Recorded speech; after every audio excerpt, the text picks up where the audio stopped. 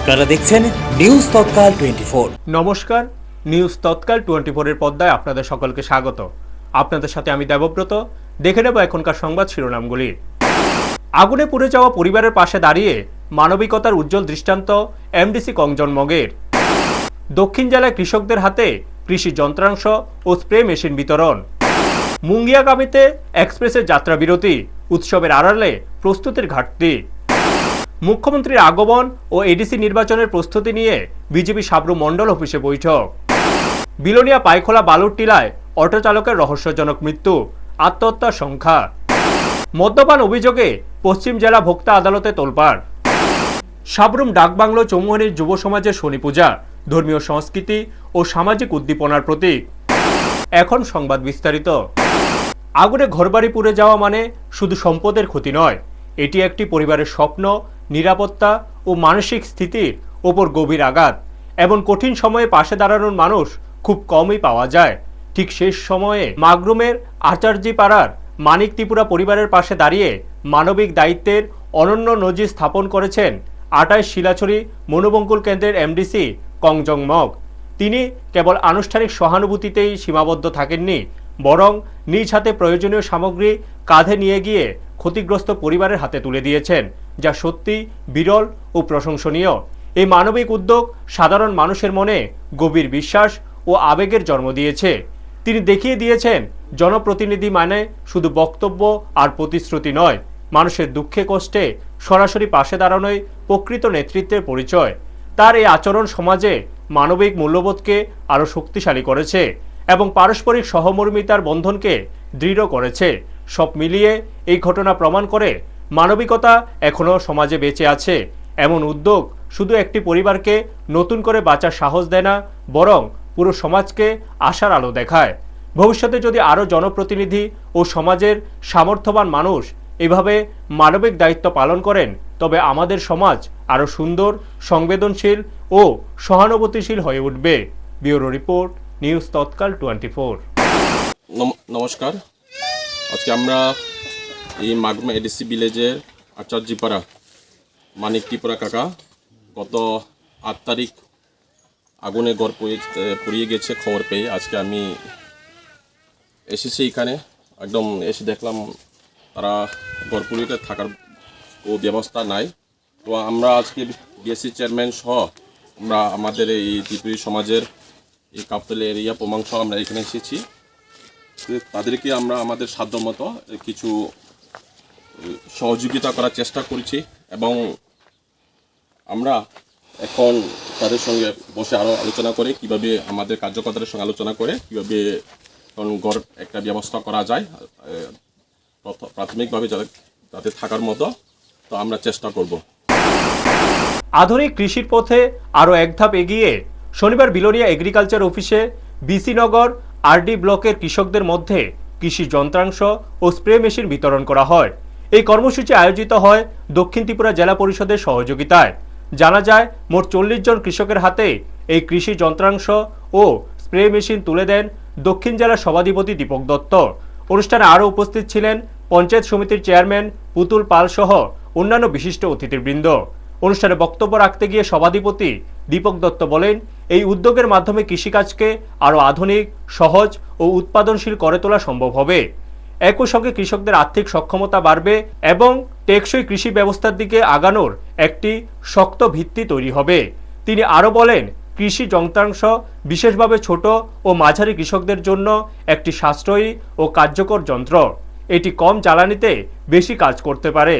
ধান ও সবজি চাষের জন্য জমি তৈরি, আগাছা পরিষ্কার, এমনকি সেচের কাজেও এটি ব্যবহারযোগ্য। বড় কৃষি যন্ত্রাংশ যেখানে পৌঁছতে পারে না, সেখানেও এই যন্ত্র সহজে কাজ করতে পারে। ছোট জমি, নার্সারি ও বাগানের জন্য এটি অত্যন্ত উপযোগী এবং একটি ছোট পরিবারের আয়ের বড় ভরসাও হতে পারে। সব মিলিয়ে এই উদ্যোগ কৃষকদের জীবনযাত্রা সহজ করার পাশাপাশি আধুনিক কৃষির স্বপ্নকে বাস্তবে রূপ দেওয়ার পথে এক গুরুত্বপূর্ণ পদক্ষেপ বলে মনে করছেন সংশ্লিষ্টরা। ব্যুরো রিপোর্ট, নিউজ তৎকাল 24। যে মিনি ট্রাক্টর দেখছেন 2001 বছরের মধ্যে 2000 পাওয়ার টিলার আমরা বিক্রি করেছি এই জেলার প্রত্যেকটি ব্লকের অধীনে। আপনার ইচ্ছা রয়েছে যে আমাদের এই ব্লকের মধ্যে যারা কৃষকরা রয়েছে প্রত্যেক কৃষকের ঘরে যাতে একটা করে পাওয়ার টিলার থাকে। এটার উদ্দেশ্য হলো আপনারা জানেন আমাদের ভারতবর্ষের মাননীয় প্রধানমন্ত্রী এবং ত্রিপুরা রাজ্যের মাননীয় মুখ্যমন্ত্রী রয়েছে, ওনাদের উদ্দেশ্য রয়েছেন আমাদের যারা অন্নদাতা, আমরা কৃষকদের অন্নদাতা বলে থাকি, আমাদের প্রধানমন্ত্রী বলেন, আমাদের রাজ্যের মুখ্যমন্ত্রী, কৃষিমন্ত্রী বলেন।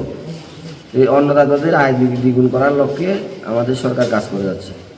তো অন্নদাতাদের আয় দ্বিগুণ করতে গেলে আপনাদের কৃষিক্ষেত্রে যে খরচগুলি রয়েছে চাষাবাদের জন্য, এগুলিকে খরচগুলি কমানোর জন্য বিভিন্ন পদক্ষেপ গ্রহণ করা হচ্ছে। যেমন সার ওষুধ থেকে শুরু করে বীজ আপনাদেরকে বিনামূল্যে দেওয়া হচ্ছে, কৃষকদের কিষাণ সম্মান নিধি দেওয়া হচ্ছে। পাশাপাশি এই যে যন্ত্রপাতিগুলো যেগুলো আপনাদের নিত্য প্রয়োজনীয় যন্ত্রপাতি, কৃষিকাজ করতে গেলে যেগুলো প্রয়োজন, স্প্রে মেশিন বলুন, আপনাদের পাম্প মেশিন বলুন, পাওয়ার টিলার বলুন, এগুলি আপনাদেরকে দেওয়ার উদ্দেশ্য হলো আপনাদের যে আয়টা দ্বিগুণ হবে এই লক্ষ্যে দেওয়া হচ্ছে। তো আমার আহ্বান থাকবে আপনারা এই চাষের জন্য আপনাদের যে সমস্যাগুলি আরও রয়েছে, আজকে এখান থেকে যাওয়ার পর হয়তো অনেকে বলবে যে আমারও প্রয়োজন, আমাকে দেয়নি। তো আমাদের যেটা বললাম উদ্দেশ্য রয়েছে প্রত্যেকটি পঞ্চায়েতে যারা কৃষক রয়েছে প্রত্যেককে আমরা একটা করে পাওয়ার টিলার আমরা দেব। সামনের মাসে জানুয়ারি ফেব্রুয়ারি মাসে আমরা আবার আপনাদের ব্লকের অধীনে আবার দেবো। আমরা এটা বললাম উদ্দেশ্য রয়েছে আমাদের প্রত্যেক কৃষকের কাছে যাতে একটা করে যন্ত্রপাতি কৃষি যন্ত্রপাতি থাকে। দীর্ঘ অপেক্ষার পরে অবশেষে মুঙ্গিয়াকামী রেল স্টেশনে থামল আগরতলা শিলচর এক্সপ্রেস। শনিবার ট্রেনের যাত্রাবিরতি শুরু হয় এক বর্ণাঢ্য অনুষ্ঠানের মধ্য দিয়ে, কিন্তু এই ঝলমলে উদ্বোধনের আড়ালে উঠে এসেছে একাধিক প্রশ্ন, যা সাধারণ মানুষের মনে তৈরি করেছে সন্দেহ আর অসন্তোষ। জানা যায় জনজাতি কল্যাণ দপ্তরের মন্ত্রী বিকাশ দেববর্মা গত 28শে নভেম্বর কেন্দ্রীয় রেলমন্ত্রীকে চিঠি দিয়ে এই যাত্রা বিরতির দাবি জানান। অনুমোদন মিলতেই দ্রুত আয়োজন করা হয় উদ্বোধনের। তবে প্রশ্ন উঠছে, এই সিদ্ধান্ত নেওয়ার আগে কি স্টেশনে বাস্তব পরিস্থিতি ও যাত্রীদের প্রয়োজন যথেষ্ট গুরুত্ব দিয়ে দেখা হয়েছে? কারণ যেখানে এক্সপ্রেস স্থাপানো হচ্ছে সেই মুঙ্গিয়াকামী স্টেশনের পরিকাঠামো এখনও দুর্বল, পর্যাপ্ত প্ল্যাটফর্ম সুবিধা নেই পর্যাপ্ত নিরাপত্তা ব্যবস্থা, এমনকি যাত্রীদের জন্য ন্যূনতম সুযোগ সুবিধাও অনিশ্চিত। স্থানীয়দের একাংশের অভিযোগ, এই যাত্রা বিরতির পেছনে জনস্বার্থের চেয়ে রাজনৈতিক প্রচারের দিকটাই বেশি গুরুত্ব পেয়েছে। তাদের মতে যাত্রীদের জন্য মৌলিক সুবিধা নিশ্চিত না করে ট্রেন থামানো মানে শুধু নামমাত্র সাফল্য দেখানো। উদ্বোধনী অনুষ্ঠানে উপস্থিত ছিলেন মন্ত্রী বিকাশ দেববর্মা, সাংসদ কৃতি সিং দেববর্মন, রেল দপ্তরের আধিকারিক সহ অন্যান্য অতিথিবৃন্দ। বক্তৃতায় বলা হয়, এই যাত্রা বিরতির ফলে শিক্ষা, চিকিৎসা ও ব্যবসা বাণিজ্যে নতুন সম্ভাবনা তৈরি হবে, কিন্তু বাস্তবতা বলছে পরিকাঠামো দুর্বল থাকলে এই সম্ভাবনার সুফল সাধারণ মানুষ কিভাবে পাবে, সেই প্রশ্নের উত্তর এখনো মেলেনি। সচেতন মহলের দাবি, স্টেশনে দ্রুত নিরাপত্তা ব্যবস্থা জোরদার করতে হবে, যাত্রীদের জন্য নির্দিষ্ট সময়সূচি ও তথ্য প্রচারের স্বচ্ছতা আনতে হবে এবং রাজনৈতিক প্রদর্শনের বদলে বাস্তব উন্নয়নে জোর দিতে হবে। যদি এই যাত্রা বিরতি সত্যি জনস্বার্থে হয়ে থাকে তবে তার প্রমাণ দিতে হবে কাজের মাধ্যমে, পরিকাঠামো উন্নয়ন, নিরাপত্তা ও যাত্রী সেবায় বাস্তব পরিবর্তন এনে। নইলে এই থামা ইতিহাসে থেকে যাবে শুধু এক দিনের ফটো সেশন হিসেবে। প্রশ্ন তাই একটাই, ট্রেন থামলো ঠিকই, কিন্তু উন্নয়নের গাড়ি কি আদৌ চলতে শুরু করেছে? ব্যুরো রিপোর্ট, নিউজ তৎকাল 24। আগামী 27শে জানুয়ারি সাব্রমে মুখ্যমন্ত্রীর আগমনকে কেন্দ্র করে এবং আসন্ন এডিসি নির্বাচনের পূর্ব প্রস্তুতি হিসেবে বিজেপি সাব্রম মণ্ডল অফিসে অনুষ্ঠিত হয় একটি গুরুত্বপূর্ণ রাজনৈতিক বৈঠক। বৈঠকে দলীয় কার্যক্রম, সাংগঠনিক শক্তি বৃদ্ধির উপায় এবং নির্বাচনী কৌশল নিয়ে বিস্তারিত আলোচনা হয়।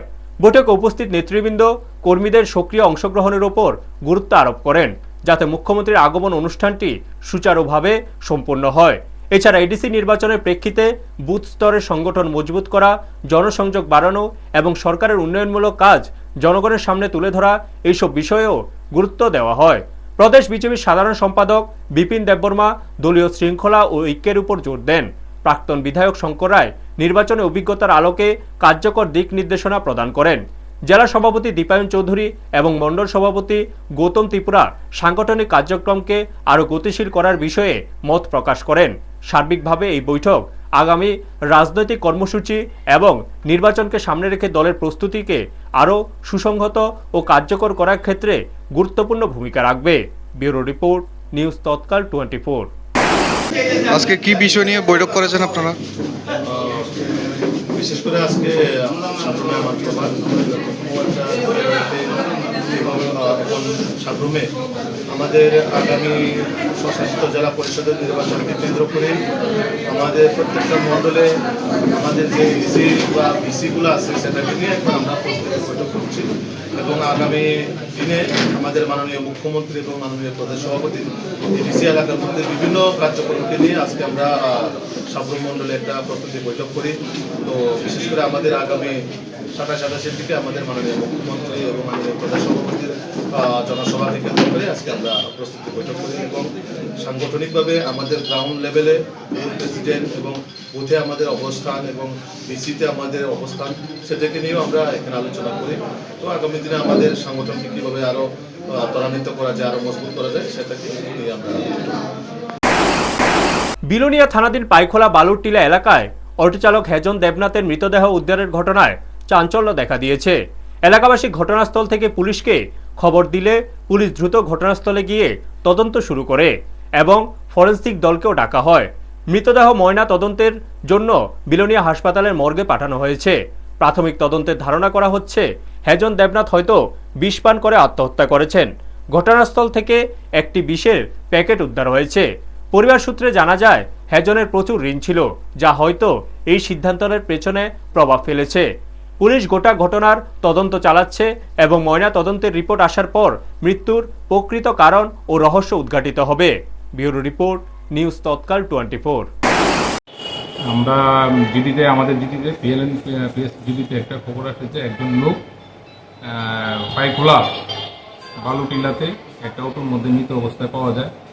তখন তো খবর পাওয়ার পরে আমরা আমাদের থানা থেকে এসআই রাহুল জমাতিয়াকে ঘটনাস্থলে পাঠাই এবং ওখানে গিয়ে ও আমাকে জানায় উক্ত ব্যক্তির নাম হেজং দেবনাথ এবং ওর বাড়ি পাইখোলা বালুটিলাতে, ওকে ওইখানে মৃত অবস্থায় অটোর ভিতরে পাওয়া যায়।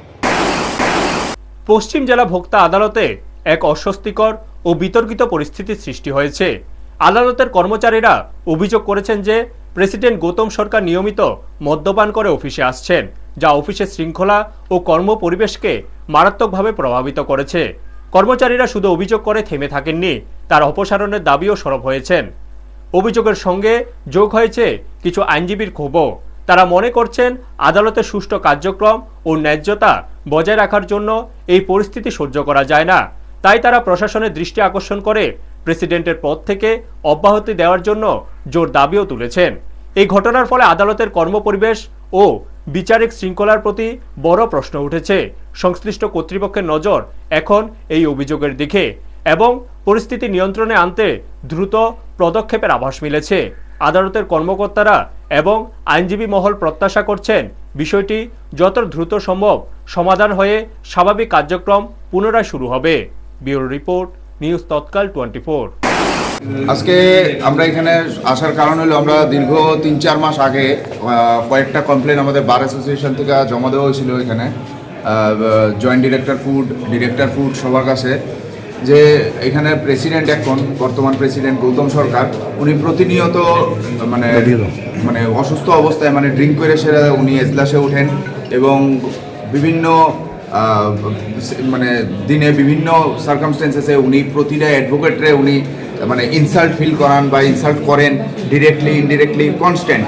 এবং উনি শুধু অ্যাডভোকেটরা না, ওনার স্টাফ যারা আছে তারা পর্যন্ত এখানে এত হয়রান হয়ে গেছে, তারা পর্যন্ত আজকের দিনে তারা এখান থেকে নাইমাসেরা তারা সাক্ষী দেওয়ার জন্য রেডি যে এই লোকটা থাকলে পরে আমরা কোনোভাবেই আমরা কোর্ট করতে রাজি না। আমাদের প্রিভিয়াস কমপ্লেনে এখানে মহিলা সংক্রান্ত ব্যাপারও আছে, একজন ফিমেল অ্যাডভোকেট কমপ্লেন করছিল এটা অ্যাসল্টের। এরপরে আমাদের বার অ্যাসোসিয়েশন থেকে আমরা মাস সিগনেচার করে সেটা একটা কমপ্লেন করা হয়েছে ওনার এই দীর্ঘদিনের যা কাজকর্ম এইটার বিরুদ্ধে। এবং উনি শুধু এই না, কোনোদিন টাইমে উঠছে না, ড্রিঙ্ক করা অবস্থায় ওঠে, এইসব সব কিছু নিয়ে আসে আমরা একটা কমপ্লেন করছিলাম, কিন্তু যেই কমপ্লেনের আমরা কোনো রকম কোনো সারা শব্দ কিছু আজ পর্যন্ত পাইছি না।